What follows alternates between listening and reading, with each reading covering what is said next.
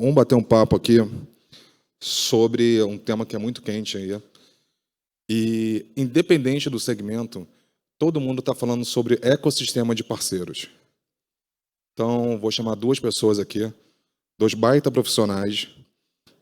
Vou chamar aqui, então, Luiz Fonte, diretor de TI da Mag Seguros.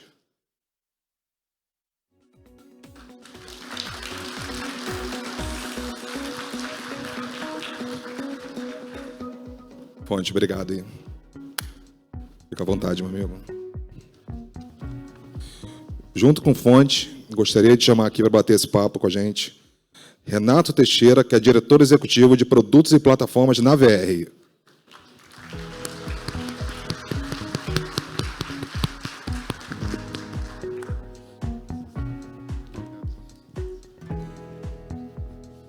Renato, obrigado por aí. Obrigado a você, Flash, e a Syncid aí.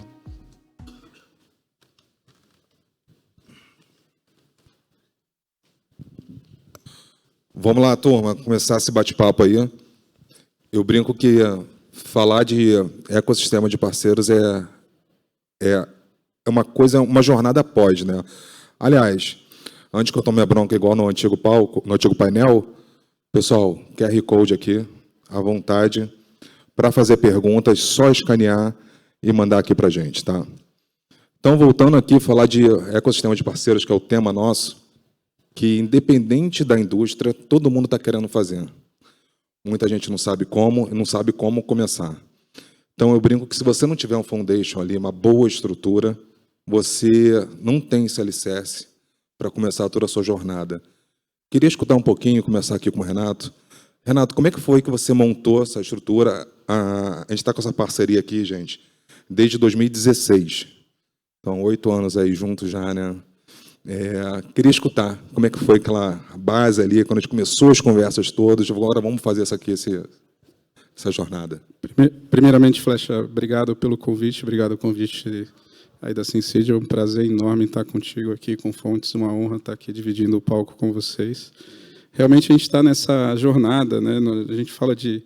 Cada vez mais que a gente vem avançando, né? A gente fala de parcerias, a gente começa a entender que a gente não vai conseguir entregar tudo que a gente quer fazendo dentro de casa, né? A gente cada vez toma essa consciência de que a gente precisa buscar parcerias, a gente precisa fazer o tal do ganha-ganha, né? Como é que dois parceiros conseguem se integrar e como é que isso leva a uma melhor solução para o cliente, que é o que importa para a gente, né? E a gente realmente começou essa jornada ali em 2017. A gente... Desde 2005, a gente já era uma arquitetura orientada a serviço. Então, a gente investiu bastante em tecnologia, onde a gente tinha já esses serviços, esse desacoplamento sistêmico pronto e esses sistemas falando via serviço, né? E ali a gente entendeu, a gente ainda estava numa visão de monoproduto, então era um produto muito de benefício, e a gente entendeu que a gente precisaria ir para o mercado disponibilizando esses serviços, né?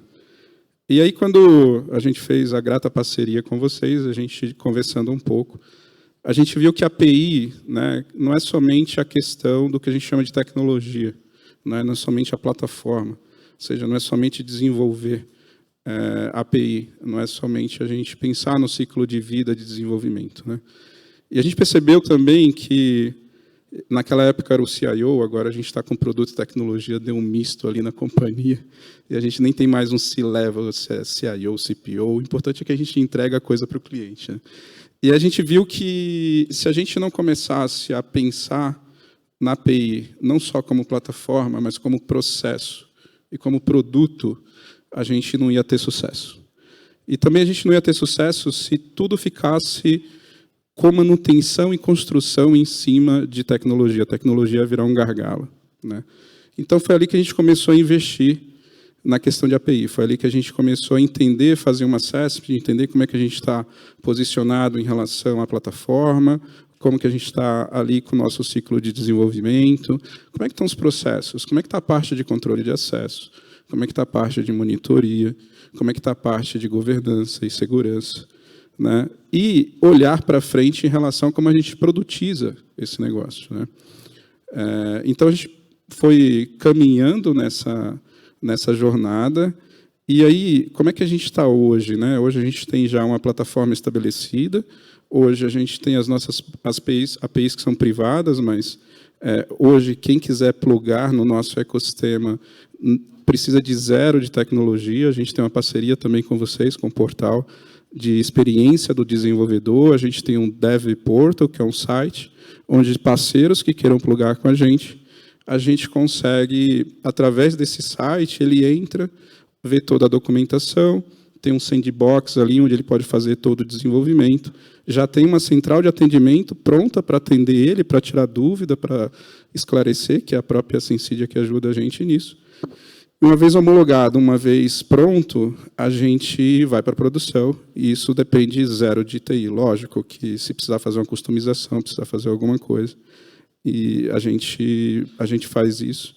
E hoje a gente estava olhando, né, a gente tem mais ou menos, em média, uns 160 parceiros que se conectam por mês, todo mês, com a gente, né? Então, a gente já tem tudo isso numa esteira pronta, né? E o nosso desafio agora é como é que a gente produtiza isso, né? Como é que a gente vai para o mercado entender. E eu acho que o mercado também, às vezes, não caiu tanto a ficha ali de produtização, porque a gente começa a ver parceiros que fazem integração entre gateways de API, né? E por que eles fazem isso? Porque a API não está pensada como um produto, a API não está pensada como utilização na outra ponta, né? Então, precisa alguém ali que consiga fazer esse link, né? Então, foi muito nessa jornada, Flecha, que a gente tracionou. E é um dia após o outro, é uma evolução após a outra para a gente conseguir fazer esse foundation e conseguir tracionar essa questão de integração sem realmente precisar da tecnologia ali apoiando no que é BAU, né? Só um comentário aqui, de dúvida. A VR tem quantos anos já? A VR tem 40 anos. É uma empresa que acabou vendendo sua carteira em 2008, né? A história é bacana, se tiver 5 minutinhos, claro. Bem rapidinho, né? Vendeu a carteira em 2008, mas não vendeu o sistema e não vendeu a marca. Inclusive, ficou a marca num cartão que a gente vendeu a carteira. Em 2014, a gente acabou o non-compete, e de 2008 a 2014, a gente virou o BPO desse parceiro. Então, a gente vendeu a marca, a gente vendeu a carteira de clientes. Na época, era uma carteira que rodava mais ou menos o valor que a gente roda hoje, mais ou menos 1,2 bi de reais, que a gente roda hoje dentro do ecossistema. E a gente ficou processando. Aí, em 2014, hoje a VR é da família Scheiman, né? Em 2014, a família olhou e falou assim, cara, a parceira acabou saindo de processamento, olhou para dentro de casa e falou, cara, tem um sistema marca, só não tem o mais importante, que é cliente, né? Resultado, a gente foi montar a rede de novo, é difícil montar a rede no Brasil. A gente fez isso 2 vezes, só 4 empresas conseguiram fazer isso no nível nacional, e a gente é uma delas. E a gente sai em 2015 com 100 mil trabalhadores. Em 2019, a gente atinge 1 milhão, ou seja, a gente multiplica a empresa por 10 aí em 5 anos. E a gente agora multiplicou por 4,5, hoje a gente está com 4,5 milhões. Em 2027, a gente quer para 8 milhões, ou seja, em 12, 13 anos, a gente leva a empresa para 80 vezes. Então, esse é um sonho que a gente tem aí, que a gente está perseguindo. Que bacana. Por falar em indústria e empresa antiga, Fontes, fala um pouquinho aí a idade da MAG, como é que foi esse desafio. Eu lembro quando eu cheguei lá no primeiro dia, como é que foi essa trajetória inteira. E quando vocês colocaram aqui, ó, que tem esse projeto na mesa, tem que sair. Eu não quero escalar time, mas eu quero fazer um ecossistema de parceiro. Bom, eu estou há 14... Boa tarde, pessoal. Eu estou há 14 anos na MAG. Em janeiro do ano que vem, ela completa 190 anos. Então, você imagina, o que não falta é história. Entender como a sociedade foi mudando, né, e como a empresa foi se adaptando e se reinventando, né, para ter essa longevidade. E a gente começa a perceber, né, que com a digitalização dos canais, e começou a crescer muito, escalar muito, né? A gente começou a fazer parcerias ainda no passado e começou a vender o que você vendia no mês, em um dia. E aí a gente começou a pensar assim, ó, a gente tem que estruturar esse caminho, tem que estruturar essa avenida, e como é que a gente se prepara, porque a API vai ser um novo funcionário dessa empresa. Como é que a gente vai preparar essa vitrine? Como é que a gente vai documentar? Como é que esse acesso ao que você faz seja simples? Eu costumo dizer que é como se fosse uma analogia a um restaurante, aquele restaurante chique, onde tem a cozinha no centro, onde você vê tudo sendo preparado ali. É assim que a gente cuida do nosso portal de API. E a gente precisava de um parceiro para poder escalar isso, né? E a gente começou, olha, buscar fora, né? E aí a gente descobriu que tinha uma empresa de uma Kombi famosa aí, e que nos ajudou muito nesse processo e agregava serviço, agregava suporte, né? E a gente foi até complicado vender, né? Assinar, aprovar a proposta, né? Internamente, porque ninguém sabia como funcionava, que serviço é esse, mas para que a gente precisa desse serviço? E foi fundamental, né? Não só evitou que a gente tivesse que escalar o time, mas ajudou a gente a estruturar, a trazer governança para as nossas APIs e alavancou muito o nosso negócio. Bacana. Eu lembro desse desafio e eu lembro que o desafio chegou para mim assim e falou assim: a gente tentou já fazer uma vez, não deu certo, então vou fazer um contrato de risco com a Sensid, porque eu não sei se esse negócio vai dar certo. Contrato de 6 meses para provar valor. A gente provou o valor 6 meses, mais 6 meses. Aí a gente botou mais alguns parceiros para dentro e a gente fez um hack day. Ó, tem um dia aqui para colocar 8 parceiros para dentro, que é a maior fatia do bolo aqui. Aí a gente foi e colocou os 8 para dentro. Aí não teve jeito, a gente teve que assinar. Aí teve que assinar. E tem um evento que todo ano lá acontece, né, que é o Magnext, e sempre vem um dos presidentes da empresa e fala o seguinte: você é da Sensid, né? Obrigado por me dar dinheiro. Quando ele falou para mim essa primeira vez, eu falei: estou cobrando pouco. Entendeu? Tem que aumentar esse rate. Pessoal, a gente está falando aqui de ecossistema de parceiro, a gente falou da fundação toda ali. Eu estava até almoçando agora com uma pessoa de um banco aqui, e eu brinco que um dos maiores desafios que a gente fala é de governança. Porque você tem a governança que você faz antes, você pensa nela antes de você começar toda a sua jornada, e você tem a governança após. Tem cliente na Sensid que tem uma API e ele trafega uma volumetria ali de 6 bilhões. Eu falo, tudo bem, ele está nessa API, mas ele não consegue governar quem são os consumidores dessa API. Então, e tem gente também que tem dezenas de APIs e tem pouquíssimos consumidores. Então, tem os dois lados da moeda ali, né? Queria saber um pouquinho de você, Renato, lá, começar contigo. Como é que está essa estratégia sua lá de governança dentro da VR? Acho que é um bom ponto, Fontes. E quando a gente foi para o mercado, é até interessante, né? Quando a gente começou ali em 2017 e a gente investiu nessa questão de governança, né? A gente achou que ia bombar, né? A gente achou que a gente criou um conceito chamado VR e Plug and Play, né? Seja parceiro da VR e plug aqui de uma forma só, né? A gente viu que não tivemos sucesso. Às vezes é bom falar de casos de sucesso, mas acho que aprende muito, que a gente aprende muito, são como que a gente errou e como que a gente sai do outro lado com isso, né? O que a gente percebeu? O mercado não estava pronto para conseguir fazer todo esse plug que a gente imaginava.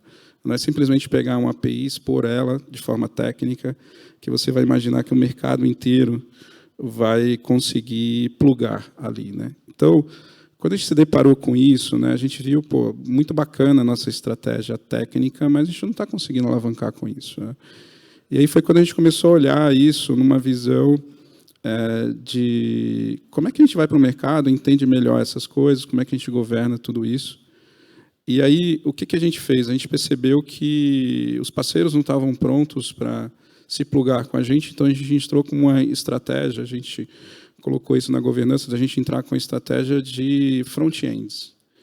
Então, em vez de você plugar nas nossas APIs, a gente vai dar um front-end, como se fosse o que a gente chamou lá de shopping, ou de loja, ou de marketplace, com a cara do parceiro, né? Então, era uma forma da gente estar ali, colocando ali dentro. Isso, para a gente conseguir chegar nesse modelo, a gente teve que chamar todos os caras de negócio e teve que montar uma governança ali para ver como é que a gente percebia isso que o mercado estava fazendo.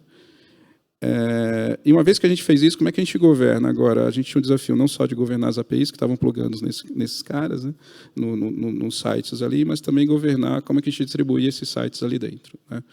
Então, a gente montou um conceito de white label, onde a gente conseguiria colocar a cara do parceiro ali, né, que naquela época que a gente estava colocando muito como é que a gente leva produtos nossos para parceiros, né? E aí a gente se deparou com esse problema. E aí como é que a gente saiu do outro lado para conseguir captar esse ponto, né? Foi justamente quando a gente trouxe a área de negócio junto e falou, a gente não está saindo. Então a gente criou dentro do nosso conceito de governança um treinamento para explicar para as áreas o que é API, o que é site, o que é para a gente tentar chegar do outro lado. E como a gente já tinha um foundation de governança pronto ali, a gente conseguiu, através desse modelo, começar a escalar mais os nossos produtos dentro dos parceiros, né? E a gente começou a se deparar com alguns pontos. Acho que quem mexe aqui com a API tem a questão do ponto de segurança, né? Então, a gente começou por mais que a gente tinha desenhado a visão de segurança, uma coisa é você planejar, outra coisa é você se deparar com pessoas usando as tuas APIs de forma mais massiva, né? Então, como é que você consegue tunar o gateway para conseguir olhar aquilo? A gente viu que não só o gateway é imprescindível, mas você também tem um AF ali na frente, também para conseguir segurar essas visões de segurança. Então, a gente foi ampliando essa governança que antes estava no foundation, que a gente tentou ir para o mercado, dessa forma a gente não conseguiu, e a gente foi aumentando essa visão de governar essa forma de ir para o mercado. E um ponto também que a gente investiu bastante foi em monitoria, né? Como é que a gente monitora a API que está ali do lado. Então, a gente investiu também numa APM para a gente conseguir colocar todo o tráfego que estava passando ali dentro. E, às vezes, a quebra não está na API, a quebra está em quem está fornecendo ali o back-end ou está em outros sistemas. Então, como é que você monitora toda essa rastreabilidade? E uma das coisas que a gente passou de maior dificuldade é como é que a gente atende o mercado a mudanças rápidas, no sentido de, se vocês recordarem, eu falei que a tecnologia se afastou um pouco no sentido de fazer esses plugs de BAL, porque além do que a gente tinha de desenvolvimento de API, a gente tinha todo um BAL, a gente estava transformando a empresa. Então, também como é que você governa essa questão de priorização dentro da empresa, né? Então, o que a gente fez nesse sentido? A gente criou um conceito de governança de API. Então, hoje a gente tem uma prática que cada dono de unidade ali, cada dono de negócio faz as suas APIs, mas está, através de um chapter, que a gente chama de governança de API, está governando tudo isso para a gente conseguir garantir os padrões, para a gente garantir a usabilidade. Então, se eu fosse dar um resumo em termos de avançar, foi na parte de produtização, governar essa parte de produtização, governar essa parte de monitoração, governar essa parte de segurança e governar essa parte de padronização, né? Então, foi aí que a gente conseguiu fazer essas evoluções em termos de governança. Tá? Bacana, Renato. Os projetos que são na VR hoje em dia são super dinâmicos, assim, sempre tem coisa no roadmap rodando. Eu sempre pego uns updates com o time, né? E o pessoal falou, Flecha, o mais legal lá é que as mesmas APIs que às vezes a gente usa para cenários internos, a gente usa para o aplicativo mobile, a gente usa tudo isso porque a gente tem uma gestão muito grande de governança lá dentro. A gente faz o reuso das APIs, algumas a gente tem que versionar, mas a governança é tão grande e tão levada a sério que a gente tem esse ponto e a gente consegue monitorar muito bem fazendo dessa maneira. Fonte, perguntar para você. Governança é o que você não quer perder. O nosso time de arquitetura ele foi muito habilidoso quando a gente começou esse projeto, né? Então, o design ele tinha que falar a linguagem do negócio. Não poderia ser algo muito técnico, porque isso era uma ponte para você trazer o negócio. Se a gente imaginava ou projetava que a API era o futuro, a gente tem que ser inclusivo, né? Tem que trazer o negócio para isso. E se você tivesse uma linguagem muito técnica, você ia afastar o time de negócio. O outro o nosso portal ele tem que cobrir de ponta a ponta a nossa operação. Não poderia ser fragmentado, né? Ou cuidar só de uma parte daquele processo. Então, a gente trabalhou demais para garantir isso. Todo o portfólio de produto tem que ser atendido pela API. Não tem aquela história, se for produto tal, você segue esse caminho. Por quê? Se a gente está investindo numa experiência única, ele tem que atender a todos os parceiros.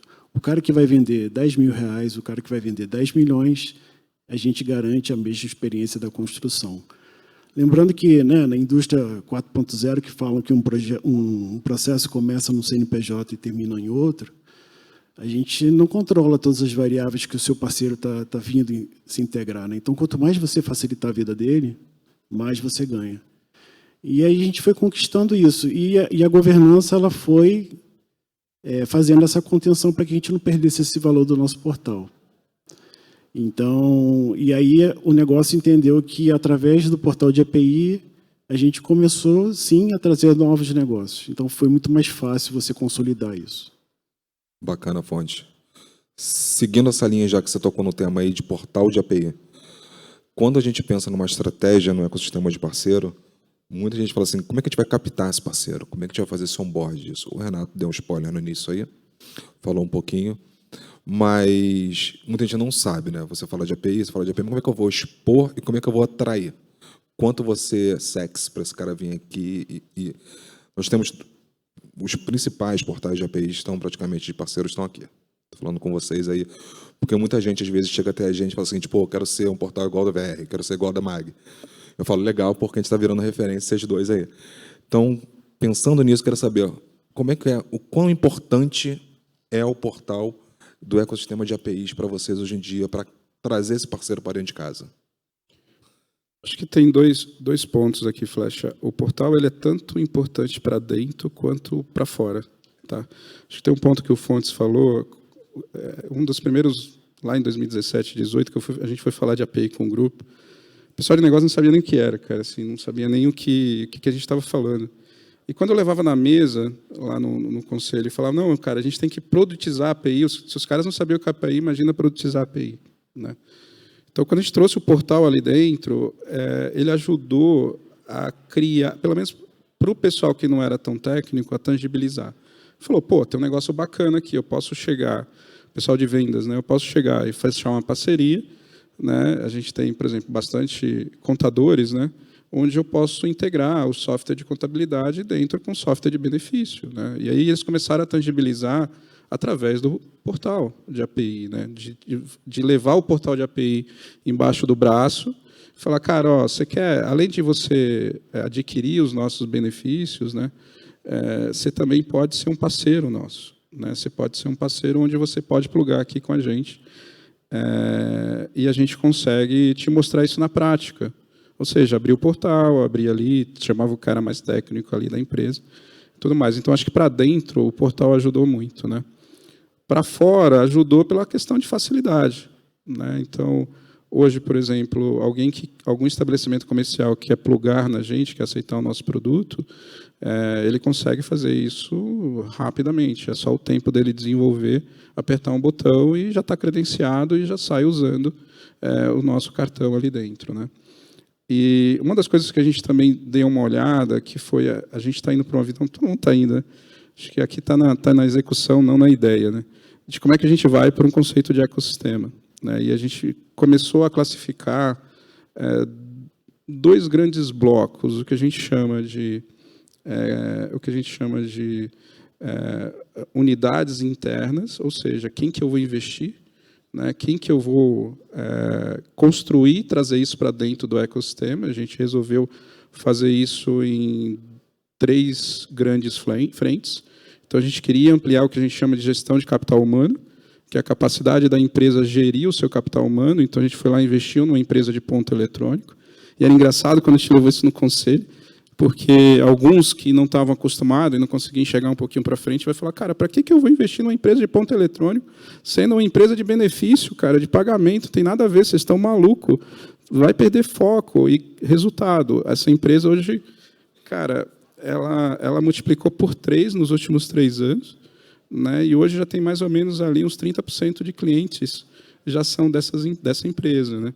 Então, a gente resolveu investir nessa empresa, então, um parceiro que a gente investiu, e aí a gente usou a API para plugar, porque a gente estava pronto já na visão de API. O que a gente fez? Pegou o portal da empresa, onde vende os produtos da empresa, e já automaticamente já colocou benefício. Então, na hora que o cara ia fazer a gestão de ponto do funcionário, ele também já fazia a gestão de benefício. Tudo isso porque a API, porque o trabalho que a gente fez em 2017 estava pronto. Né?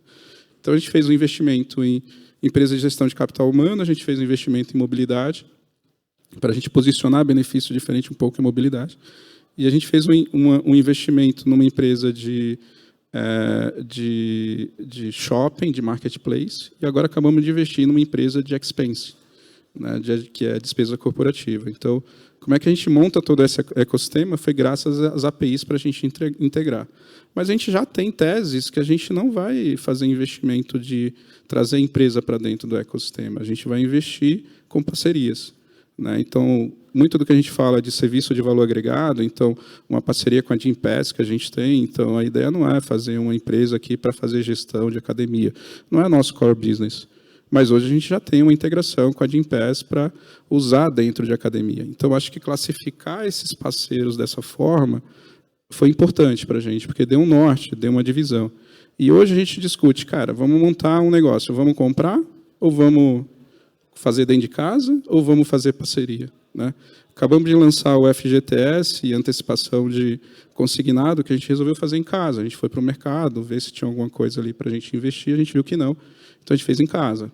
Só que todo esse alicerce de integração é feita via API. O que a gente deu de diretiva de arquitetura, a gente não vai fazer um retrofit geral de tecnologia nas empresas que a gente está investindo, senão você vai gastar muito tempo. O que a gente vai fazer? Cada empresa faz a sua tecnologia e a gente cria uma camada de API que elas se falam.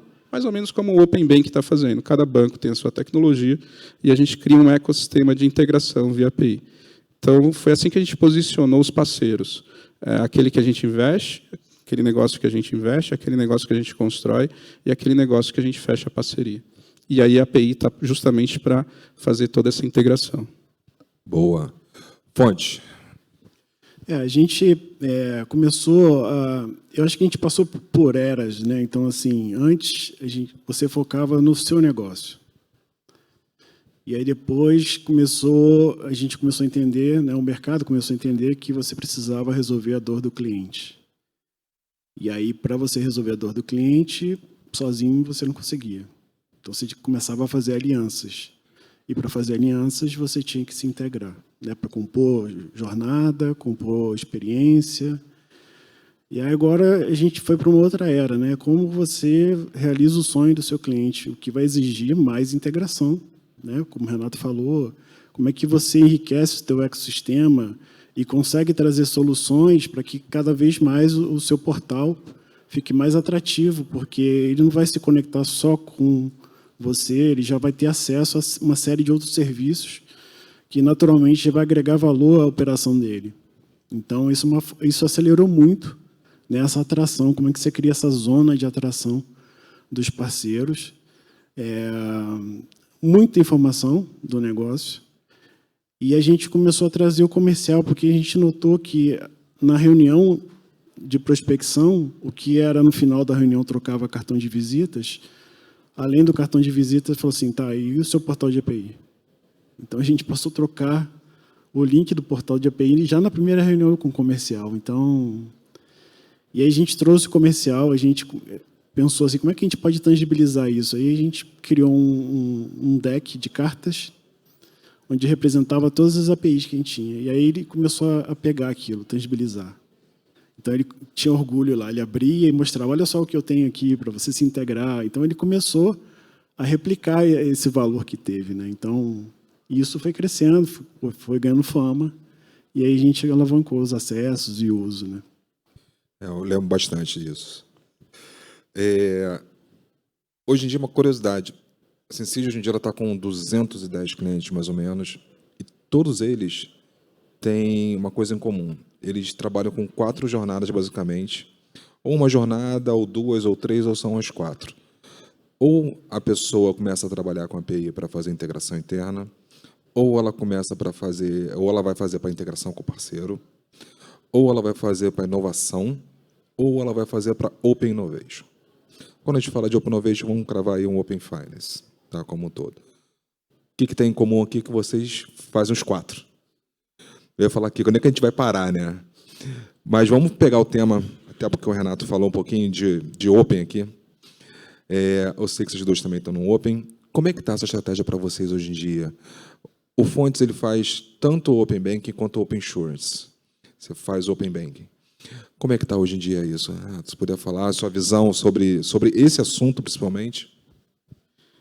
Cada vez mais a gente está indo para esse mercado mais aberto, né, Flechar, onde a gente entende que a gente precisa estar plugado com ele em relação a essas aberturas, né? Hoje, não sei se todo mundo sabe, a gente tem um banco que chama Banco VR, então a gente está muito ali dentro do Bacen, nessa parte de integração ali com Pix, né? Hoje a gente roda dentro do conglomerado 1,2 bi de Pix ali dentro, que é quando a gente paga os nossos estabelecimentos. Então, tem muito nessa questão.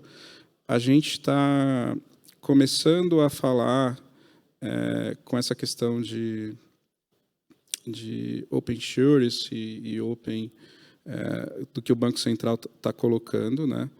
E muito do que a gente está entendendo de inovação dentro do grupo é usar a API para plugar esses novos parceiros, essas novas coisas que a gente coloca, né?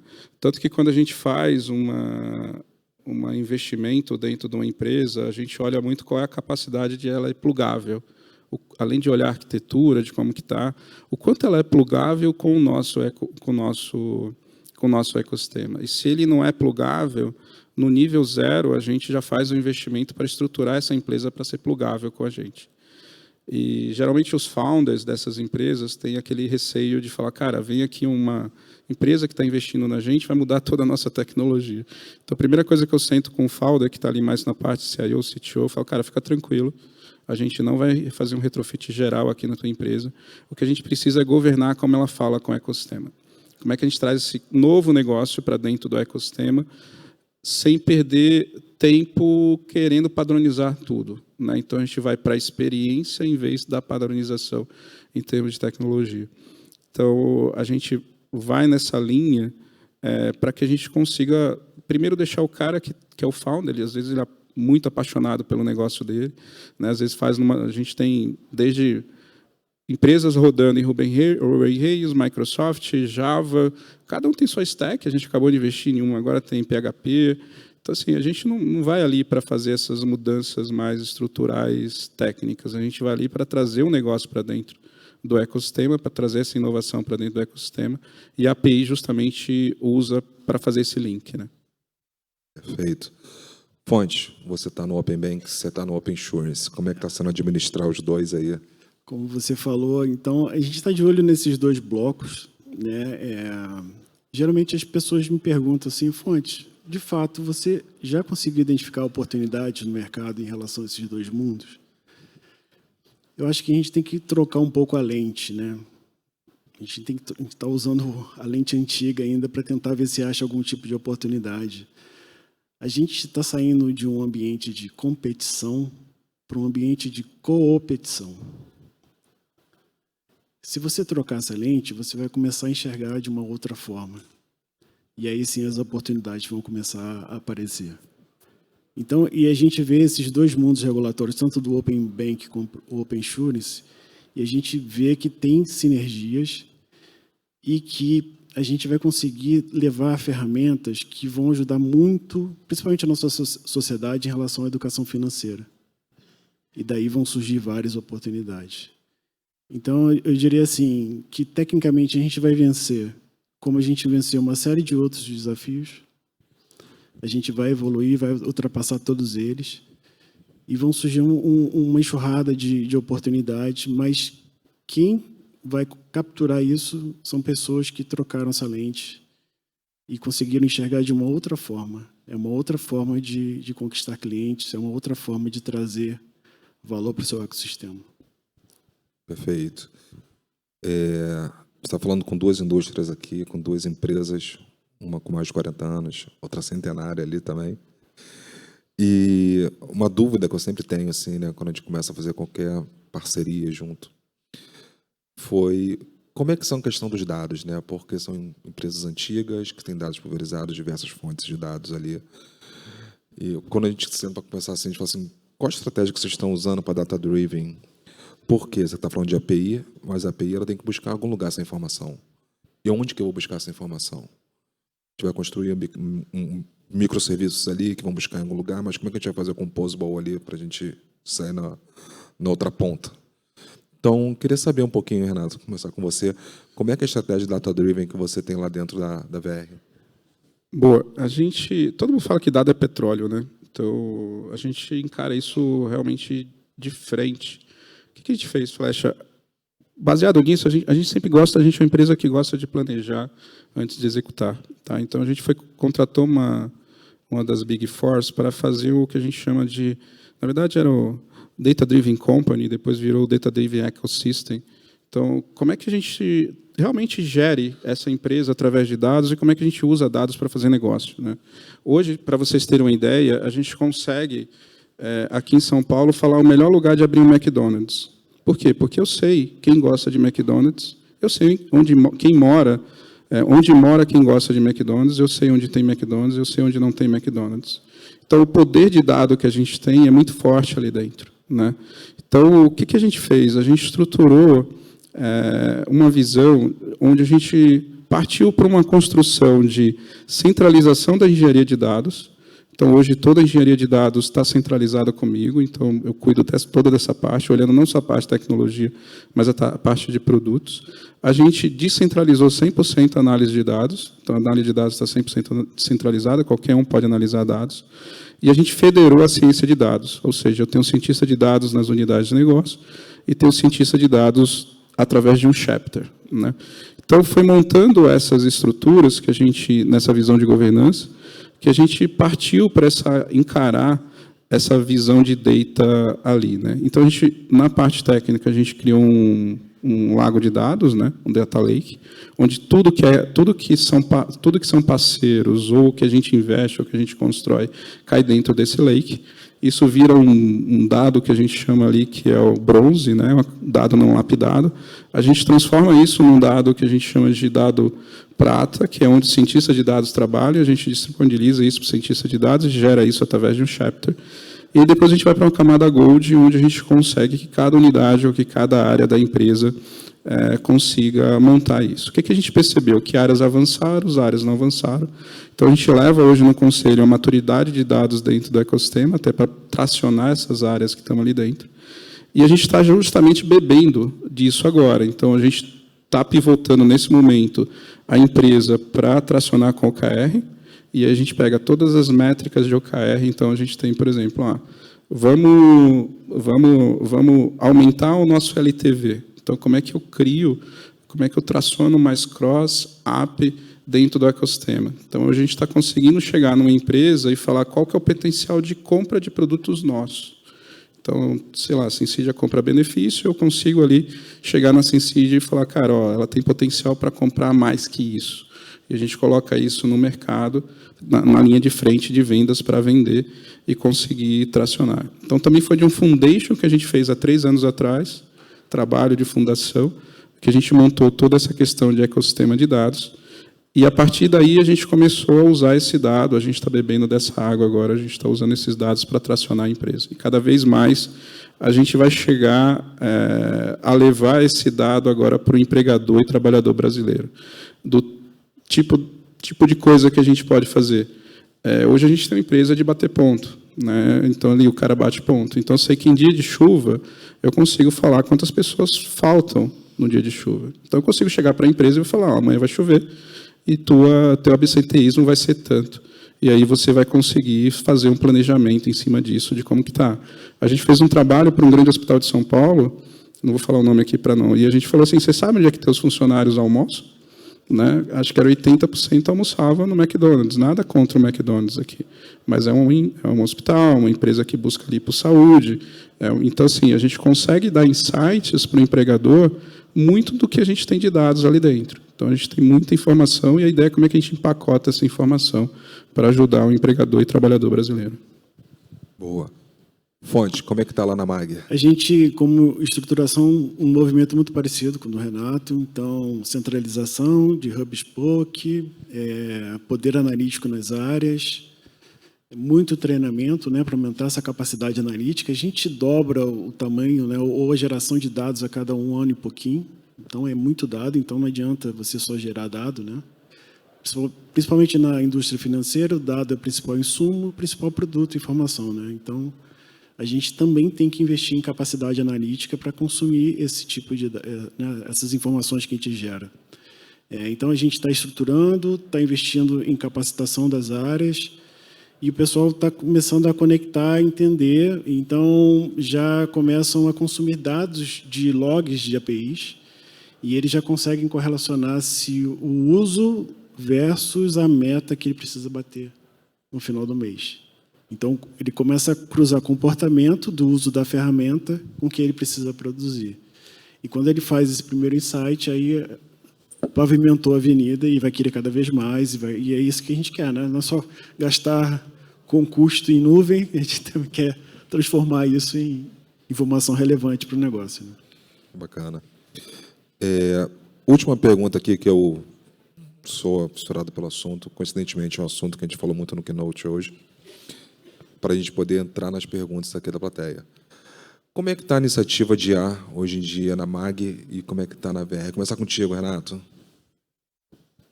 Fontes já é uma coisa que a gente já olha, dado esse ponto de a gente puxar data dentro da empresa, né, do conselho e tudo mais, a gente já usa alguns algoritmos mais sofisticados ali para a gente conseguir tracionar alguns pontos. Então, por exemplo, hoje a gente consegue entender o que um trabalhador nosso gosta de comer, por exemplo, né? Então, e quem é que está do lado dele, quem está próximo ali, que tem o mesmo perfil. Então, a gente cria um conceito chamado direcionamento de fluxo, onde a gente consegue chegar no estabelecimento comercial e falar, cara, eu vou te direcionar mais fluxo aqui, e nesse direcionamento eu queria que você também desse uma sobremesa para o cara que vem aqui. Então, a gente usa alguns algoritmos ali para a gente conseguir triangular todas essas informações. Outra coisa que a gente faz também é muito essa questão de modelo de propensão a churn, modelo de LTV potencial, e a gente está avançando agora no generativo, né? Quem sabe a gente conseguir fazer um fluxo de necessidades do empregador através de um roteiro, onde ele fala, quero comprar benefício, quero comprar isso e tudo mais, e a gente entregar isso dentro da loja, e a gente começou também a olhar alguns cases. Então, hoje, na empresa que a gente faz ali ponto eletrônico, tem muita questão sindical.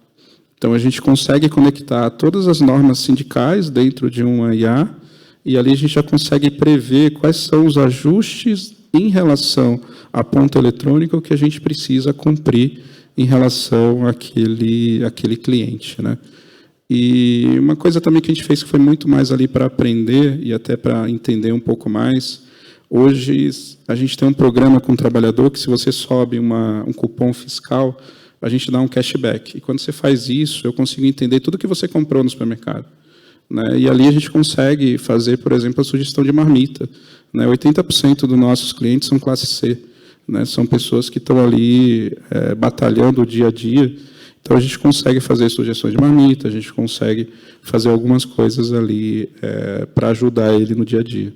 Então, a gente entende que essa questão de IA generativa, de tudo que a gente está falando, é extremamente importante, e a gente está tentando achar o nosso caminho, né? Desde do IA tradicional, né, que a gente tem, até essa visão generativa para onde a gente está evoluindo, né?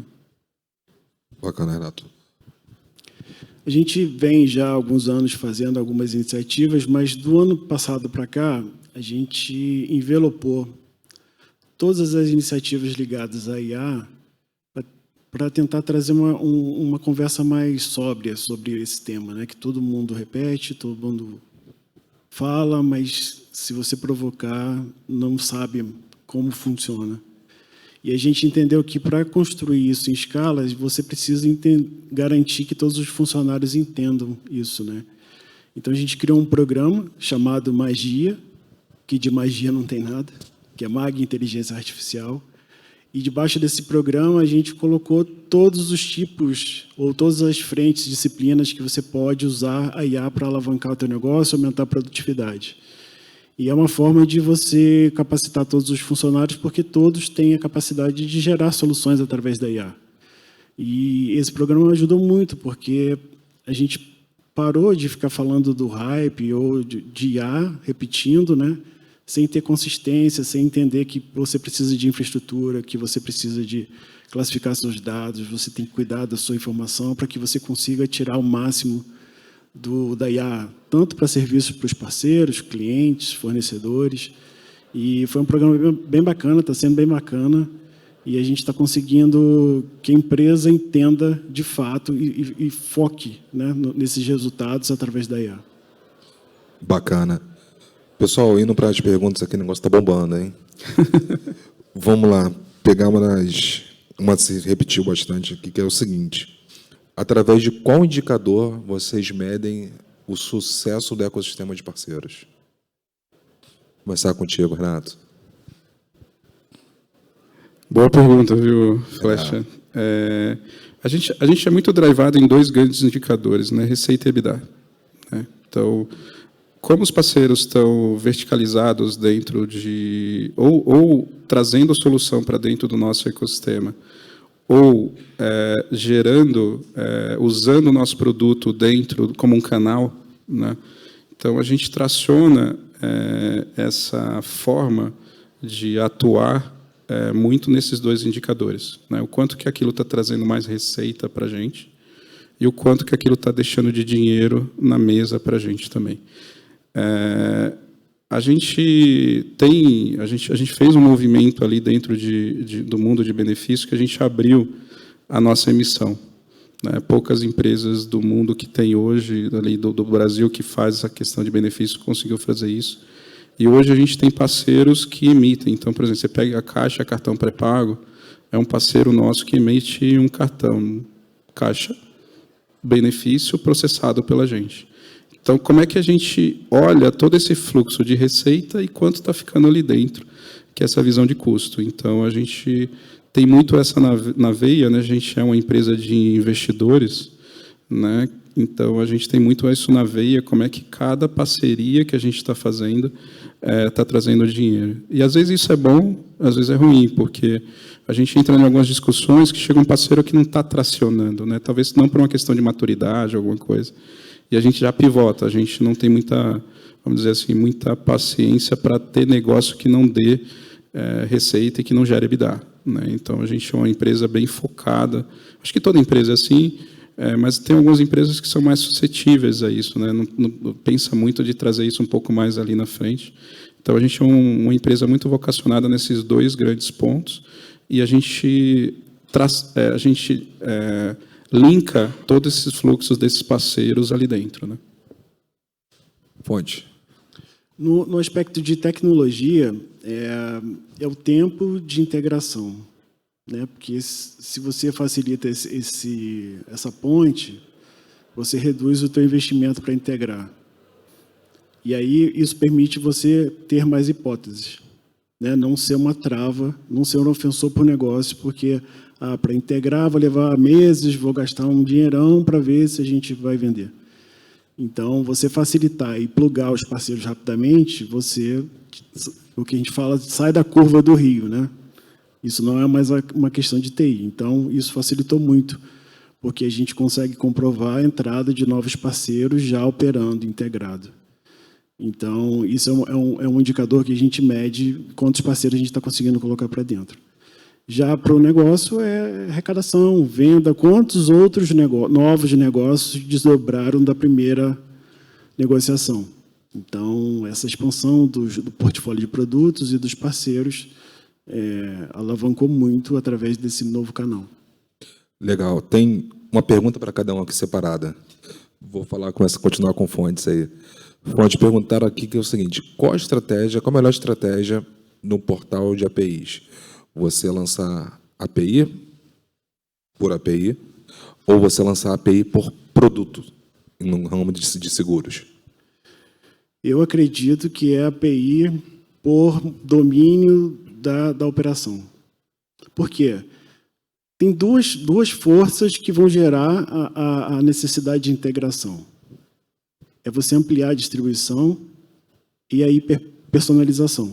Cada um quer fazer de um jeito. Então, quanto mais você conseguir quebrar e permitir que o seu parceiro faça a experiência que ele deseja, do que ele entendeu e já testou e que funcione, deixa ele escolher.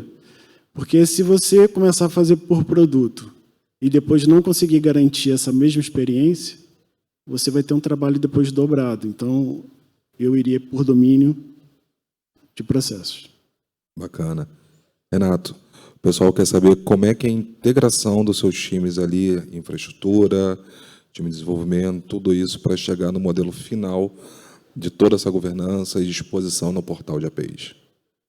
Acho que é um bom ponto, Flecha. Primeiro, eu acho que explicar um pouquinho como que a gente está governado, né? Então, a gente descentralizou tecnologia e descentralizou produto. Então, não existe mais um CPO, um CIO, um CTO dentro da empresa, né? E eu era um antigo CIO, eu estava até falando com fontes, né? A única coisa que eu pedi foi o seguinte, cara, quem desenvolve sustenta. Então, cara, não vou sustentar código de terceiro, porque, cara, desenvolver todo mundo quer, sustentar é onde o bicho pega. Então, eu falei, cara, beleza, topo, desde que se o telefone, na madrugada, de um software que é meu, tocar, não seja o meu, seja de quem está desenvolvendo, né? Então, aí a gente montou e a gente realmente foi para uma questão de peito aberto. Descentralizar desenvolvimento talvez seja simples. Você descentralizar a operação de tecnologia é onde as coisas, às vezes, ficam mais complexas. Então, para a gente conseguir fazer isso, a gente fez todo um isolamento de código. Então, a gente não tem mais código shareado. Então, a gente dividiu a empresa muito nessa questão. E ali dentro a gente empacotou as APIs daquele núcleo, né? E aí a gente montou dentro da arquitetura o que a gente chama de governança de API. Então, a gente trouxe a Sensidia justamente para treinar esses times. Então, a gente fez uma capacitação, vocês ajudaram muito a gente para fazer esse treinamento, inclusive colocando pessoas da própria Sensidia dentro de cada um desse núcleo. E a gente trouxe a governança da plataforma, por isso que é importante ter um gateway ali, né? A gente trouxe a governança da plataforma ali. Então, a gente governa pela plataforma, porque tem toda uma padronização, então é um grupo responsável por governar a plataforma. Cada unidade tem a sua capacidade de lançar a API, e a gente faz esse treinamento, esse alinhamento com cada unidade, aí tem um grupo que acompanha tudo isso de perto. Então, a gente consegue saber se aquele time está seguindo o padrão, porque todo mundo vai subir para a mesma plataforma, e, através da plataforma, por isso que montar os processos, a governança foi bem importante, através da plataforma a gente consegue fazer toda essa governança. Tá? Mas não foi uma tarefa fácil, né? Lembrando que a gente começou em 2017 a falar disso. Né? Perfeito. Pessoal, a gente está chegando no fim, mas eu queria fazer uma última pergunta aqui só. O pessoal da organização deve estar me matando ali já. Mas, assim, você falou muito de pessoas aí. A Sensidia é uma pessoa muito orientada a pessoas e cultura. Acho que eu acredito, pelo menos, que se você não tem pessoas com uma cultura forte, você não faz nada na vida. Eu queria fazer nesse último bate-bola aqui rápido.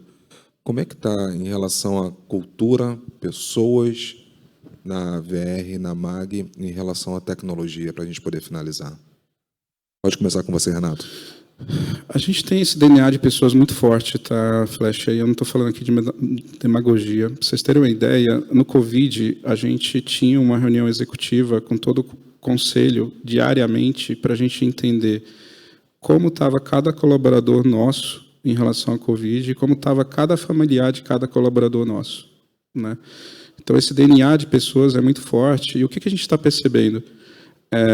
Com essas junções de algumas empresas, cada empresa tem uma cultura, né? A VR Benefícios tem uma cultura, o que a gente chama de VR Gente tem outra cultura, VR Mobilidade tem outra cultura, Shopping tem outra cultura. E eu acho que a pergunta foi boa, porque, nesse momento, a gente contratou justamente uma empresa para ajudar a criar uma nova cultura. Porque, se a gente não tiver uma cultura muito bem alinhada, tudo que a gente está falando de exponencialização de negócio, de plataforma, a gente não vai conseguir fazer. Porque aí já tem aquela máxima, né? A cultura como estratégia lá no café da manhã, né?